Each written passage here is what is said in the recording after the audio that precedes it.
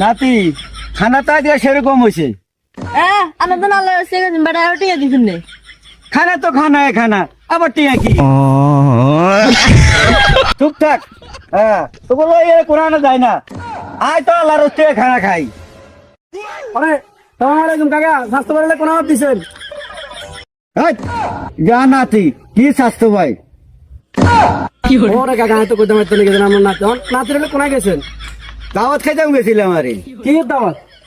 আচ্ছা কাকা আপনি কোনায় আপনারা কোন দাওয়াতে না আনেছি? আপনি বিয়ের দাওয়াত খাইতে গেছেন? আপনি তো আয় বাতি যা এখন বাতি যা আর একার কইছেন নি মিয়া। আপনারা কোন জায়গায় দাওয়াতে না আনেছি মিয়া? একটা দাওয়াতে আপনার মিস দিন, প্রত্যেকটা দাওয়াত দিন। হাজি আমরা বাতি যার তুই নাতির হলে দাওয়াত কেন গেলেন? বাহ এটাই তো কেন বেটা এই যে তো বিয়ের দাওয়াত আছিল। কাকা টিয়া টুয়া দিছেন নি বিয়ের দাওয়াত? আমরা তো আবার টিয়া টুয়া দাওয়াত খান না।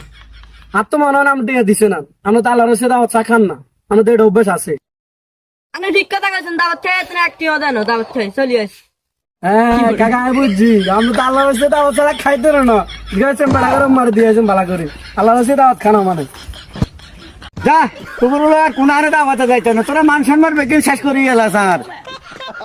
আলা কোন দেন? যাই হারি যায়, তোর কোনো কথা নাই, যা।